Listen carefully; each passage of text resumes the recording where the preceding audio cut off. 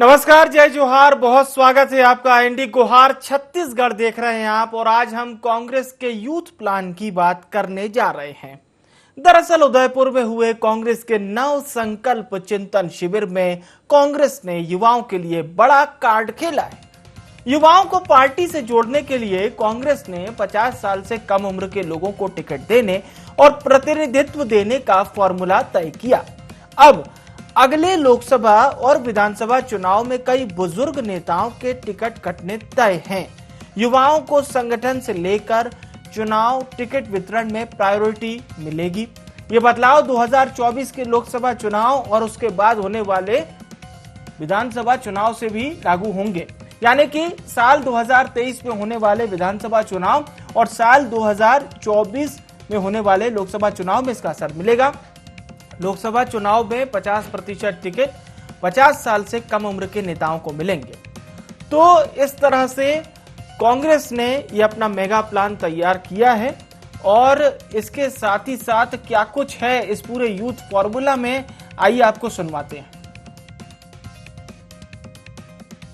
उदयपुर के नव संकल्प चिंतन शिविर में बहुत बड़े बड़े निर्णय लिए गए हैं। आने वाले समय में कांग्रेस राहुल जी के नेतृत्व में नव उदित होने वाला है, उसकी संभावनाओं को लेकर के कांग्रेस पार्टी ने निर्णय लिया है। कुल मिला के जो निर्णय लिए गए हैं उसमें सबसे बड़ा निर्णय ये है कि आने वाले समय में न केवल संगठन के पदों पर बल्कि चुनावी मैदान में भी आपको 50 साल के कम उम्र के लोगों का प्रतिशत बढ़ा हुआ दिखाई देगा। अब ये मैं समझता हूँ कि नौजवानों को पार्टी की ओर आकर्षित करने का सबसे बड़ा फैसला है। कांग्रेस के चिंतन शिविर में बहुत सारी बातें निकल करके आई है और उसमें एक महत्वपूर्ण आया है कि युवाओं के हाथ में बागडोर सौंपी जाए। युवाओं के ऊपर जो जोर दिया गया है, उन्होंने देख लिया है कि भारतीय जनता पार्टी में जिस प्रकार से युवाओं को बागडोर सौंपा गया है और आज कांग्रेस जो खिसकती जा रही, जो सिमटती जा रही है, इस बात को लेकर के चिंता व्यक्त किए हैं। लेकिन सवाल यह है कि गाड़ी वहीं अटक जाती है जब गांधी परिवार का नाम आता है। तो बीजेपी के लिए गांधी परिवार हमेशा से सवाल जवाब का एक केंद्र बना रहा है, इसलिए सुनकर चौंकना बिल्कुल नहीं है। अब हमारे साथ खास मेहमान जुड़ चुके हैं चर्चा में। अमित श्रीवास्तव जी हमारे साथ जुड़ चुके हैं, प्रवक्ता हैं छत्तीसगढ़ कांग्रेस के। हमारे साथ अमित चिमनानी जी भी जुड़ चुके हैं, प्रवक्ता हैं भारतीय जनता पार्टी के। और राजनीतिक विश्लेषक डॉक्टर लखन चौधरी जी भी हमारे साथ जुड़ चुके हैं। आप तीनों मेहमानों का बहुत स्वागत है आईएनडी 24 में। चर्चा की शुरुआत श्रीवास्तव जी आपसे, ये यूथ फॉर्मूला क्या है, थोड़ा सा मैं इस पे जानना चाहूंगा और फिर चिमनानी साहब का हम रुख करेंगे। जी अमित श्रीवास्तव जी। जी विवेक जी, देखिए जो चिंतन शिविर जो हमारा था उदयपुर में, और उसमें एक पूरा कायाकल्प का एक खाका तैयार किया गया है। और आप देखेंगे कि जिस प्रकार से हमारे देश के कांग्रेस पार्टी के 400 नेता, उसमें बुजुर्ग भी थे और उसमें युवा तरुणाई भी थी, और सारे लोगों ने बैठ के जो वहां पर चिंतन मनन और जो नव चिंतन का संकल्प वहां पर जो हमने लिया, हम जीतेंगे, और यही हमारा संकल्प है, यही हमारा नव संकल्प है। और लगातार जिस विषयों पे चर्चा हुई, मुझे ऐसा लगता है कि वो पार्टी फोरम की बात थी, तो हमारे नेता भी वहां गए हैं, कुछ लोग आ गए हैं, कुछ लोग नहीं आए हैं। और जब आएंगे तो सारी चीजों पे बातचीत भी होगी। लेकिन जितनी आप लोगों के माध्यम से और हमारी जो दोस्त लोग यार जो वहां पर गए थे, हमारे नेता, उनसे चर्चा के उपरांत एक निर्णय, एक दो चार चीजें निकली हैं कि देखिए कांग्रेस ने सदैव ही युवा तरुणाई का सम्मान भी किया है। युवा जोश और युवा सोच को लेकर हम निश्चित तौर पे कार्य भी करते हैं। जिस प्रकार से आप देखिए, बहुत हमारे यहाँ एनएसयूआई बहुत एक्टिव है, यूथ कांग्रेस बहुत एक्टिव है, और लगातार अगर आप देखेंगे तो एक सलाहकार समिति बनाने का भी ऐलान किया गया है। और जिस प्रकार से एक टास्क फोर्स, जो संगठन में सुधार के लिए टास्क फोर्स बनाया जाएगा, और लगातार संविधान का संरक्षण करने के लिए भी जिस प्रकार से सारे जो टॉपिक्स पे बात हुई है, उसमें अलग अलग टीम बनाई गई थी, और एक्सपर्टीज जो हमारे यहाँ नेतागण हैं, उसमें चाहे राजनीतिक हो, सामाजिक हो, आर्थिक हो, किसान भाइयों की जो तकलीफ और वेदना थी, सारी चीजों को लेके उस पर डिस्कशन हुआ। और मुझे ऐसा लगता है कि उदयपुर से कांग्रेस का फिर से एक कहते हैं ना जो उदय होगा। और मुझे ऐसा लगता है कि जिस प्रकार से आने वाले समय में आप देखेंगे कि हम सड़क से सदन तक की लड़ाई पहले भी लड़ते थे, बड़ी दमदारी के साथ आगे भी लड़ेंगे, लेकिन आपने शो स्टार्ट करने से पहले जो एक बात कही कि बीजेपी को हमेशा से गांधी परिवार से तकलीफ रही है, और जिस प्रकार से राहुल गांधी जी बड़े दमदारी से कही थी। ठीक है, अब चूंकि आपने अच्छा हुआ इसका जिक्र कर ही दिया, मैं चिमनानी साहब से यही सवाल करूंगा। जी अमित चिमनानी जी, कांग्रेस यूथ प्लान बना रही है, यूथ विंग को मजबूत करना चाह रही है, आप लोग राहुल गांधी को देख रहे हैं जी? तो राहुल गांधी युवा नहीं रहे मान रही है क्या कांग्रेस? तो और गांधी परिवार को, भारतीय जनता पार्टी को कोई दिक्कत उससे नहीं है, जनता को दिक्कत है गांधी परिवार से, इसलिए बार बार खारिज कर रही है गांधी परिवार को। हर जगह जमानत जब्त हो रही है कांग्रेस की, और पूरी दुनिया के लोग, प्रकांड पंडित सब कह रहे हैं, इनके खुद के कांग्रेस के नेता G23 बन गया इनके यहाँ, वो सब कह रहे हैं कि नेतृत्व परिवर्तन कीजिए जी, और कम से कम पार्टी में मतलब चिमनानी साहब, भारतीय जनता पार्टी को ये लगता है कि कांग्रेस अगर इसी फॉर्मूले पे चलेगी तो पूरा का पूरा फायदा बीजेपी को होगा, यही? फायदा इसीलिए होता है क्योंकि देखिए, योग्य लोग जब नेतृत्व नहीं करते हैं तो कार्यकर्ताओं में जोश नहीं आता है। मैं बड़ी बेबाकी और स्पष्टता से और तथ्यों के साथ बात कर रहा हूँ। जी बोलिए। जो मौजूदा नेतृत्व है कांग्रेस का, उससे कांग्रेस के लोग ही नकारने लगे। लेकिन अब यहाँ पर मैं एक शब्द कहूंगा तो बुरा लगता है, ये अमित जी के खिलाफ नहीं है, लेकिन अक्सर लोग यह बात करते हैं कि एक परिवार की चाटुकारिता करते हैं कांग्रेस के लोग। बस ठीक है, खाता ना बही, गांधी परिवार जो कहे वो सही। और कांग्रेस पार्टी की अब विचारधारा कुछ नहीं रह गई, और इसके पीछे तथ्य क्या है? 3 तथ्य दे रहा हूं मैं आपको, इसका अगर जवाब अमित जी दे पाए तो ठीक है, नहीं तो जनता देख ही रही है। राष्ट्रीय लेवल पर इनका जो विचारधारा है वो अलग होता है, राहुल गांधी जी के बयान अलग होते हैं, और छत्तीसगढ़ में इनका काम दूसरा हो जाएगा, क्योंकि इनको करनी है राजनीति। अब जैसे एथेनॉल बनाने के लिए, चावल से एथेनॉल बनाने के लिए राहुल गांधी ने बड़ा कड़ा विरोध किया। उन्होंने कहा कि किसान भूखे मर जाएंगे, ऐसा बिल्कुल मत करिएगा। और यहाँ के मुख्यमंत्री बार बार केंद्र को दोषी ठहराते हैं, कहते हैं आप परमिशन नहीं दे रहे हो हमको। अभी चिंतन, ये पहली बात। दूसरी बात, अभी चिंतन शिविर में सोनिया गांधी जी ने एक बात कही कि हिंदुस्तान में जो है अल्पसंख्यक जो है उसका उत्पीड़न हो रहा है, वो बहुत नाखुश है, बहुत परेशान है। और छत्तीसगढ़ में ये भगवान राम को जप रहे हैं, और यहाँ कृष्ण की जो जी बोलिए सर, हम लोग सुन रहे हैं आपको, बोलिए। जी, इस प्रकार की जो बातें होती हैं वो थोड़ा सा कांग्रेस के लोगों को भी भ्रमित करती हैं कि आखिर कांग्रेस की विचारधारा क्या है। तो ठीक, राष्ट्रीय लेवल पर राहुल गांधी जी, एक और बस बात, राष्ट्रीय लेवल पर राहुल गांधी जी जब अध्यक्ष थे, यहाँ पर आए थे, उन्होंने 2015 में कहा कि हम आदिवासियों के हितों की रक्षा करेंगे और उनका विनाश हो ऐसा विकास कभी नहीं करेंगे। परसा कोल ब्लॉक हसदेव को लेकर के ये बयान था।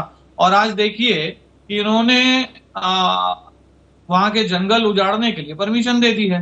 तो हर जगह आप देखो, राहुल गांधी, सोनिया गांधी का राष्ट्रीय स्तर पर बयान अलग है और छत्तीसगढ़ में अलग काम हो रहा है। तो विचारधारा कहाँ है इस पार्टी की, मैं ये पूछ रहा हूँ।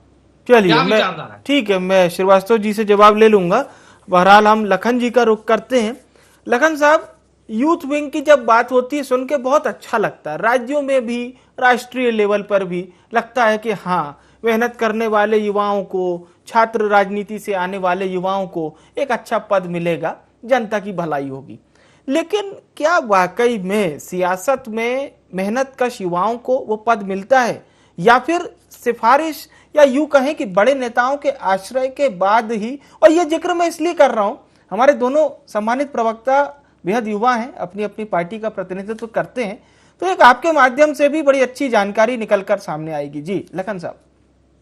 बिल्कुल, आपने बहुत सही बात कहा विवेक जी। देखिए, आज हम इसी बात पर फोकस करते हैं और इधर उधर की बातों को छोड़कर यदि हम देखते हैं तो दोनों पार्टियों में कहीं पर भी युवाओं को जो तवज्जो, जो महत्व, इंपॉर्टेंस मिलना चाहिए, आज नहीं मिल रहा है। लेकिन देखिए, आज चूंकि हम लोग कांग्रेस की स्थिति पर चर्चा कर रहे हैं, भाजपा की स्थिति पर अपन कभी और दिन चर्चा करेंगे। कांग्रेस में युवाओं की जो स्थिति है, या युवाओं को सत्ता में या संगठन में जो भागीदारी की बात है, इंट्रोडक्शन में जैसा कि मैंने देखा था कि छत्तीसगढ़ के 71 जो विधायक हैं उसमें मात्र 46 जो विधायक हैं वो 50 के ऊपर के हैं, 50 पार के हैं।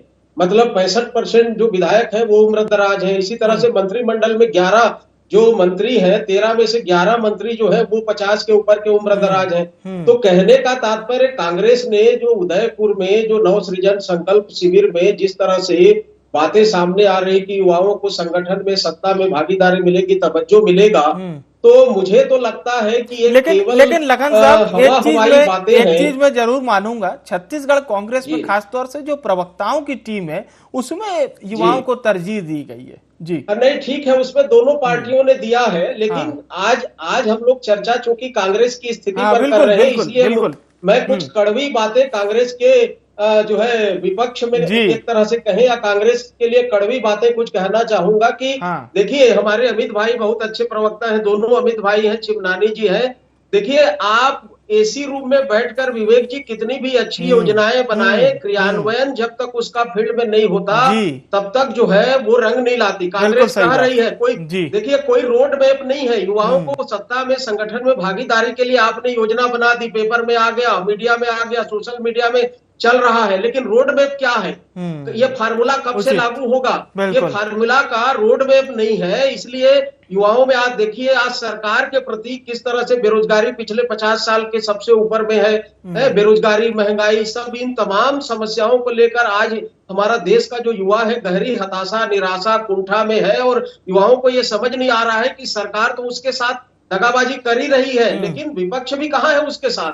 तो इसलिए जो है विपक्ष भी सरकार के साथ साथ युवाओं का साथ नहीं दे पा रही है। यही कारण है कि युवा आज मुख्य धारा से हटता जा रहा है। यूपी विधानसभा चुनाव का एक एग्जाम्पल देना चाहूंगा कि यूपी विधानसभा चुनाव में 18 से 30 साल की युवाओं की जो संख्या थी 5.5 करोड़ थी, उसमें से मात्र जो है 1,80,00,000 मतलब 36% लोगों ने वोट डालने के लिए जो है अपने आप को वोट के केंद्र तक लिया।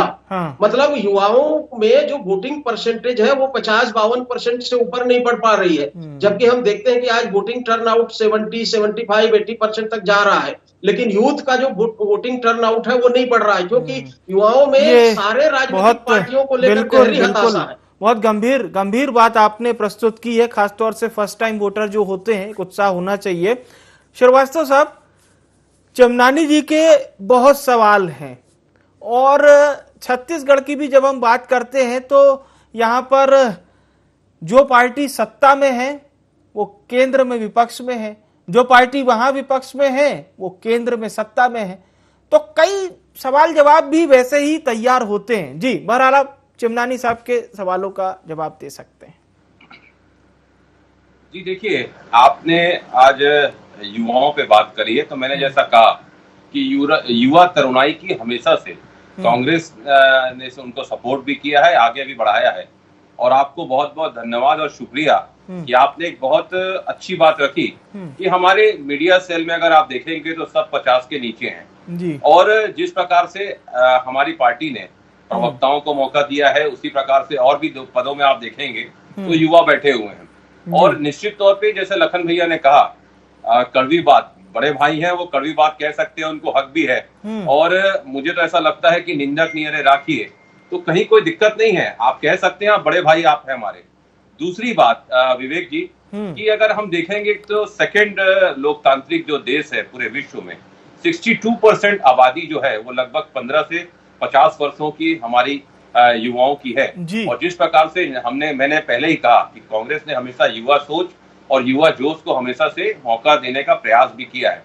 अब लखन भैया ने कहा कि कितना क्रियान्वयन होता है, तो निश्चित तौर पे मैं उनको आश्वस्त करना चाहता हूं कि चिंतन शिविर से जो विजन और जो ब्लूप्रिंट जो हमारे को अभी तक पता लगा है, जो नॉलेज में आया है, मैं बड़े अस्वस्थ आपको जिम्मेदारी के साथ करना चाहता हूं कि बहुत जल्दी आपको अमूलचूल परिवर्तन भी दिखेगा, बहुत जल्दी आपको कुछ बदलाव भी जल्द देखने को मिलेंगे।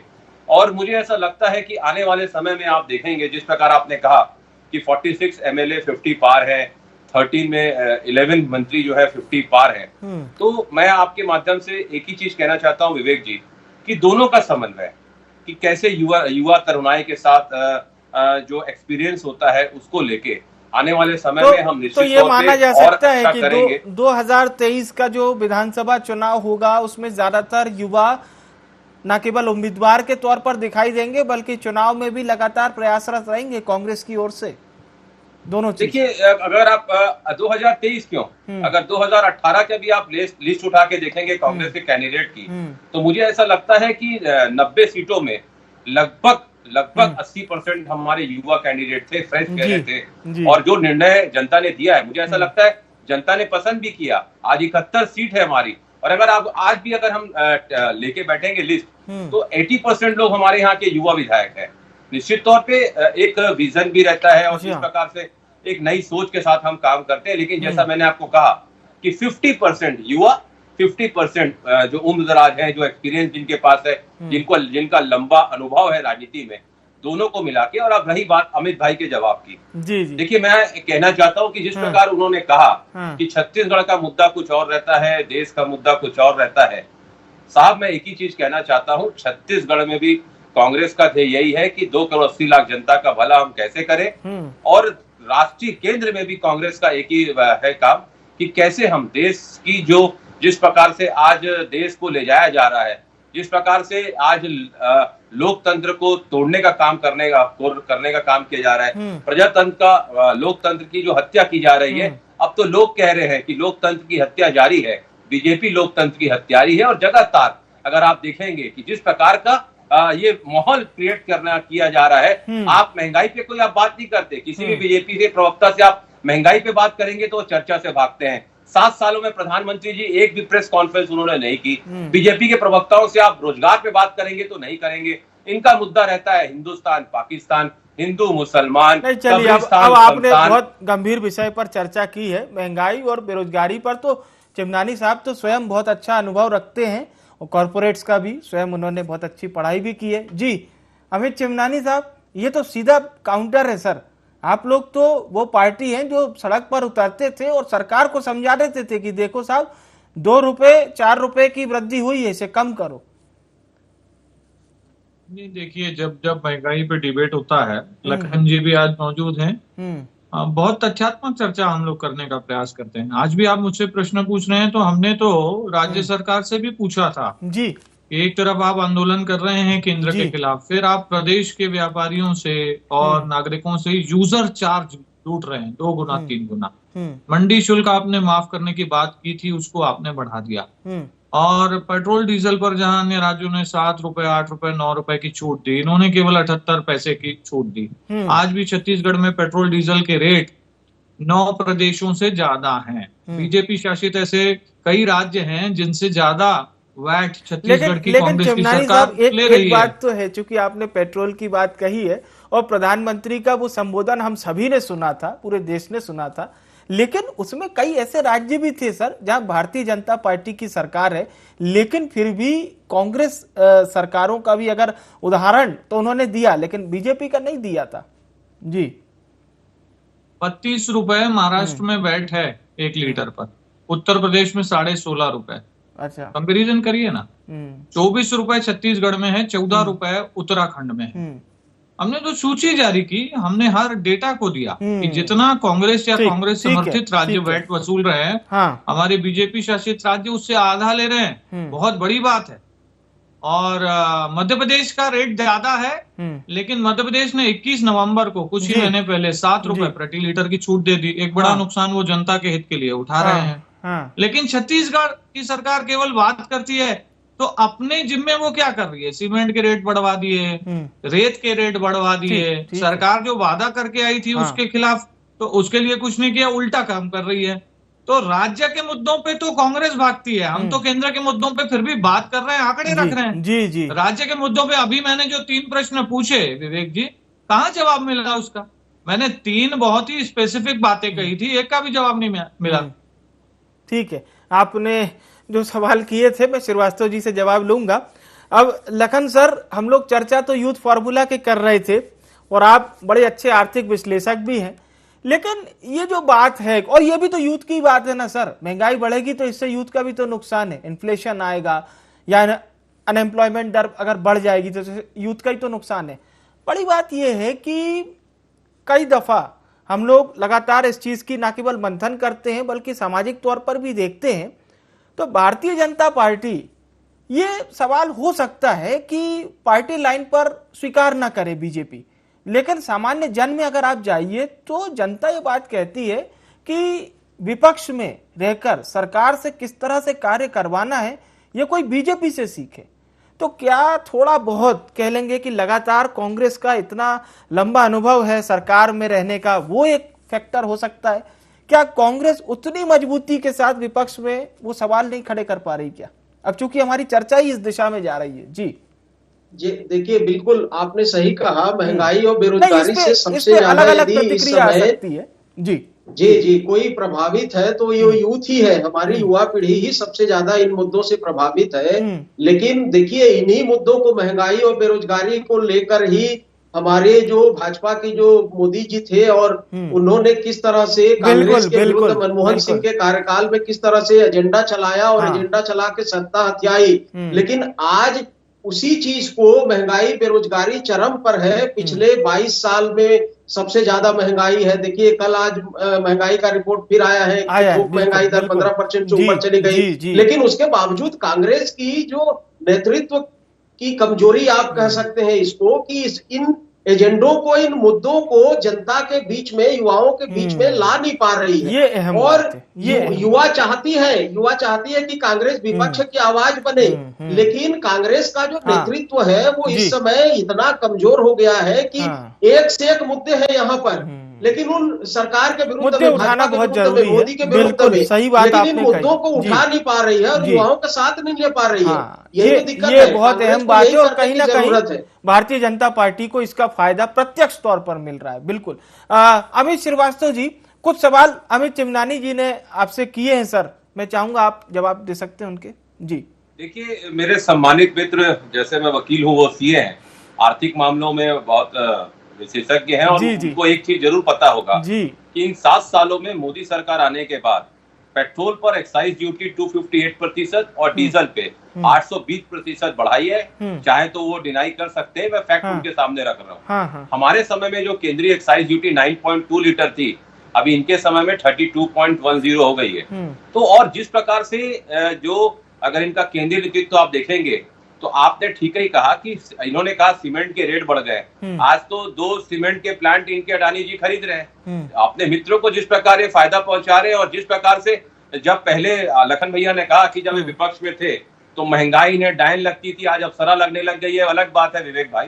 और जिस प्रकार से मैं बता दूं कि जनता को महंगाई की आग में झोंककर जिस प्रकार अंतिम पंक्ति में खड़ा हुआ आम जन को जिस प्रकार से भाजपा की मोदी सरकार सोच रही है और अपने धन्ना सेठों के विषय में जो सोच रही है, मैं आपको बता दूं कि जिस प्रकार से आने वाले समय में आप देखिएगा कि जब अब वो लोगों को वो जो फोटो जो पेट्रोल पंप के बाहर लगी रहती थी और मोदी जी उसमें हंसते रहते थे, आदरणीय प्रधानमंत्री जी मुस्कुराते रहते थे, अब वो फोटो भी हटा दी गई है क्योंकि जनता में आक्रोश। चलिए ठीक है। और अब तो जनता ये कहती है बहुत हुई महंगाई की मार, अब बस भी करो मोदी सरकार। ठीक है। और वो पेट्रोल पंप से वो फोटो भी हटा दी गई है। ठीक है चिमनानी साहब, जिस से छोटी सी अंतिम प्रतिक्रिया। जी श्रीवास्तव जी। चिमनानी साहब, फिर से कंफ्यूजन है विचारधारा का। एक तरफ हमारे मुख्यमंत्री सहित कांग्रेस के प्रवक्ता और राहुल गांधी जी भी अदानी को गालियां देते हैं और बीजेपी का नजदीकी बताते हैं। और छत्तीसगढ़ में हसदेव बचाव को लेकर के जो आंदोलन चल रहा है उसका प्रमुख कारण है कि अदानी को कांग्रेस की सरकार ने कोल ब्लॉक दे दिए खोदने के लिए। और पूरे छत्तीसगढ़ में पोस्टर लगे हुए हैं, गो बैक अदानी। अदानी को कौन लेके आया? कांग्रेस की सरकार। आप टीवी चैनल पर बैठ के अदानी को गाली देते हो, बीजेपी का नजदीकी बताते हो और फिर उसी को आप कॉन्ट्रैक्ट दे रहे हो छत्तीसगढ़ के जंगल उखाड़ने के लिए। ठीक है। चलिए, मैं लखन साहब से दिया गया। जी अमित जी लखन साहब, एक अंतिम प्रतिक्रिया आपकी, फिर इस कार्यक्रम का समापन लखन जी से पूछ लो, मैं आपको जो तथ्य दूंगा मैं गलत कभी नहीं बोलता। चलिए ठीक है सर, फिर कभी एक अच्छी डिबेट करेंगे इसी विषय पे। लखन जी। जी बिल्कुल। देखिए, अमित चिमनानी जी जो बोल रहे हैं वो बिल्कुल सही है। जबरदस्त विरोधाभास है इस समय विवेक भाई, जबरदस्त विरोधाभास है और कांग्रेस को इस विरोधाभास से उबरने की जरूरत है। युवा उनके साथ आने को तैयार है। युवाओं को वो किस प्रकार अपने साथ में लेते हैं और 2023 और चुनाव में 24 के चुनाव में जो है रणनीति बनाते हैं, कांग्रेस के ऊपर डिपेंड करेगा। इसलिए कांग्रेस को एक सशक्त विपक्ष की भूमिका निभाने के लिए जो है नेतृत्व को मजबूत करने की जरूरत है। जी बहुत बहुत धन्यवाद आप सभी मेहमानों का हमारे साथ चर्चा में शामिल होने के लिए। तो बहुत जरूरत है कार्य में न केवल युवाओं को एड ऑन करके, बल्कि साथ ही साथ उनको मुख्य धारा में जोड़ने की भी बहुत हद तक जरूरत है। कांग्रेस के यूथ प्लान पर हम चर्चा कर रहे थे। फिलहाल के लिए IND गुहार में इतना ही। मुझे आने विवेक को दीजिए इजाजत। नमस्कार।